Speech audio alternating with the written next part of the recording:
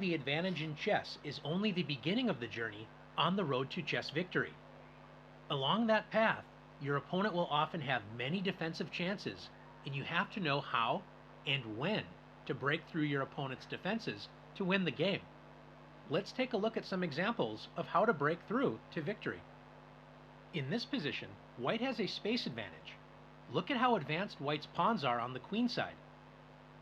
White's pawn on b6 is only 2 squares away from promoting into a queen, but the path is currently blocked. Notice that black's king and dark-squared bishop are on the other side of the board.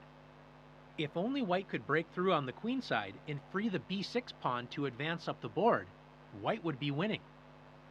Can you find the winning breakthrough idea for white? If you found c5, great job. White sacrifices a pawn, but opens up the f1 to a6 diagonal for white's bishop to break through black's defenses on the next turn.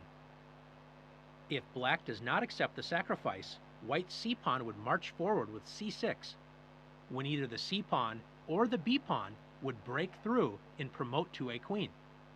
Black accepts white's sacrifice with d takes c5, and white breaks through black's defenses with bishop takes a6, sacrificing the bishop, but if black accepts the sacrifice, white promotes the b-pawn into a queen. If black does not accept the bishop, white will simply capture the b7 pawn and clear the way for the a-pawn to promote into a queen and should win the game easily. Let's take a look at another example. In this position, black is in serious trouble. White is up 2 pawns, and it appears that white has an easy breakthrough with c6. After c6, and d takes c6, white plays d takes c6. Now white is broken through on the queen side and is expecting a quick victory with c7 and ensuring that the pawn will promote with bishop to f5. White is now in for a surprise. After bishop takes c6, black sacrifices the bishop, but after bishop takes c6, we reach a classic wrong-colored bishop for the rook pawn ending. Notice that the h-pawn's promotion square, h8, is a dark square. Since white has a light-squared bishop, it cannot protect the promotion square. So after king h8, white cannot force black's king out of the corner, so the position is drawn. Let's see what white should have done to win this endgame. Knowing how to break through a position is important, but you also have to know when to break through a position as well. In this position, white simply needs to remove black's passive bishop from the board with bishop to g6. Black cannot avoid the exchange of bishops, and then white will easily be winning by creating a second passed pawn in the position with c6. Combined with h2, black's king is no match for these passed pawns. In this position, white has a nice space advantage, but it doesn't look like there is any way to break through. If only the d5 pawn could break through with d6 and attack the knight, white's passed pawn would win the game. White found the winning breakthrough with e5, attacking the critical d6 pawn. After the exchanges f takes e5, f takes e5, and d takes e5, white wins easily after d6. White has broken through black's defenses and creates a passed pawn that cannot be stopped after knight c8 and d7. White's passed pawn wins the game. After f takes e5 and f takes e5, what if black didn't take the e5 pawn and played knight c8, trying to defend against the breakthrough? After knight e4, white is threatening e takes d6, so after d takes e5 and d6, white breaks through anyway, forcing black to sacrifice the knight and enter a completely losing endgame. Let's take a look at one more example together. With black to move, Grandmaster Aaron Nimzovich has a problem to solve. Even though black has a space advantage and a passed pawn on d3, white is blocking that pawn and trying to keep the position closed. Black's rook would love to invade white's first rank, but there are no open files. Black found an incredible breakthrough plan, starting with b4, offering a pawn to open up lines. If white refuses to accept the pawn and tries to pass time with a move such as bishop to a7, black breaks through with c3 check. And after b takes c3, b takes a3, white can prevent the a3 pawn from promoting after king c1, a2, and king b2. But white cannot defend both promotion threats after d2. This explains why white played a takes b4. Black now opens up another line on the other side of the board with the surprising sacrifice rook takes h4. And after g takes h4, it looks like the position is still blocked and that black has seriously blundered. But Grandmaster Aaron Nimzovich breaks through with g3. Black is only 2 moves away from promoting, so black would win any pawn race.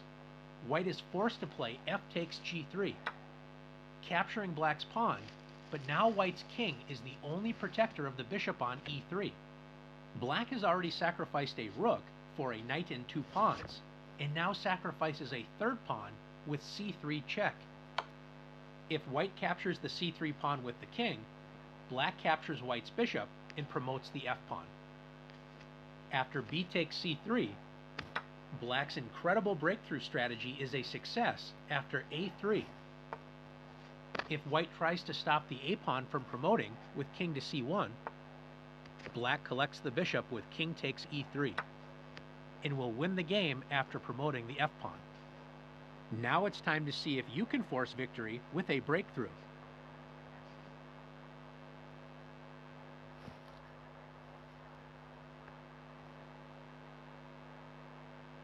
When you enter a middle game position, it isn't always easy to know what to do when there aren't any obvious tactics or targets to attack. How do you figure out what side of the board you should be playing on and what your plan should be? Knowing typical middle game pawn structures and what common plans are used in these structures can be a great help. Let's look at some examples of how pawns in the middle game help us figure out what to do.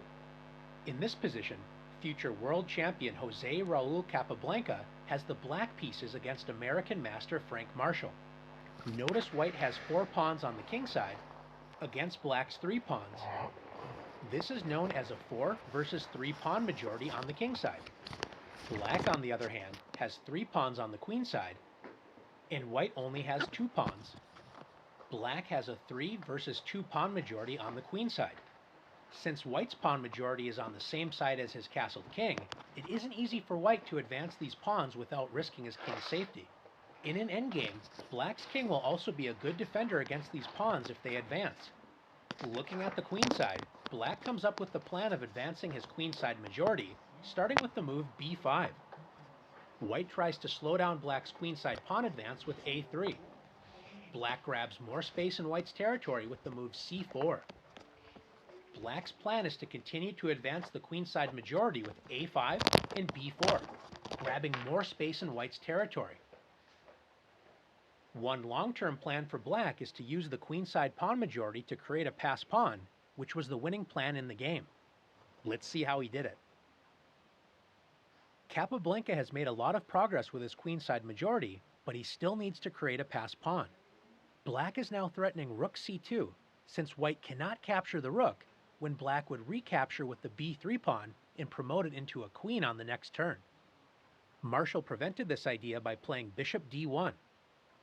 It looks like white is holding everything together against the queenside pawn majority, but now black breaks through white's defenses with c3. After b takes c3, can you find Capablanca's idea? That's right, he played b2. Black was able to force a pass pawn by advancing his pawn majority, and white's rook cannot both capture the pass pawn and protect the bishop on d1. After rook takes b2 and rook takes d1, Capablanca's great pawn play resulted in being up a bishop for 2 pawns, an advantage the great master had no trouble converting into victory. Let's take a look at another example of using pawns in the middle game to gain the upper hand against your opponent. You don't always need a majority of pawns to attack. In this typical Queen's Gambit decline position, white has 3 pawns on the queen side against black's 4 pawns. Even though black has the pawn majority on the queen side, white can successfully attack on that side of the board using an idea called the minority attack. After b4, white's idea is to attack the c6 pawn and create a weakness. If black tries to block the minority attack with b5, notice black's pawn on c6 is now unprotected and will be a long-term target along the c-file. If black tries to protect the b5 square with a6, after a4, knight f8, and b5, the minority attack crashes through. After a takes b5 and a takes b5, if black captures the b pawn with c takes b5, black now has a weak, isolated d pawn, and after bishop takes b5, bishop d7, black loses the d pawn after the simple bishop takes f6, with knight takes d5 to follow. If black advances the c pawn with c5, white plays d takes c5, capturing a pawn and isolating black's d pawn. If black tries to regain the pawn with bishop takes c5, black's position crumbles after bishop takes f6. The queen cannot capture the bishop without losing the d5 pawn, and after g takes f6, black's kingside structure is ruined, and white will begin to put pressure on the weak d5 pawn with moves such as rook f to d1. Finally, if black doesn't move the c-pawn and makes a developing move such as knight g6, white's minority attack succeeds in creating a weakness after b takes c6 and b takes c6. Black has a weak pawn on c6 that will be put under heavy pressure on the c-file and will be a long-term weakness for black to defend. Let's take a look at one more example together. Can pawns help us create a plan even when there isn't a pawn majority or minority attack available? Yes, they can. In this position, with black to move, all of black's pieces except the rook on a8 are ready for action on the king side. The problem is, there aren't a lot of open lines on the king side. Can you find a way to change the pawn structure to open up lines against white's king side? If you found f4, great job. Black attacks white's knight and g3 pawn. If white retreats the knight, black will simply win a pawn after f takes g3. After g takes f4, bishop takes f4. With a single trade of pawns, a lot has changed in black's favor. Black's light-squared bishop has been activated, adding pressure to white's newly isolated pawn on h3. Black's dark-squared bishop now controls the opened h2 to b8 diagonal, pointing directly at white's king. Now that there isn't a pawn on f5 for black, black's rook on f8 will enjoy open lines on the f-file once black moves the knight. White's weakened kingside and passive pieces will be no match for black's energetic pieces, ready to join forces and attack the white king. Now that you've learned how understanding pawn structures can help direct you where to play, let's put your skills to the test.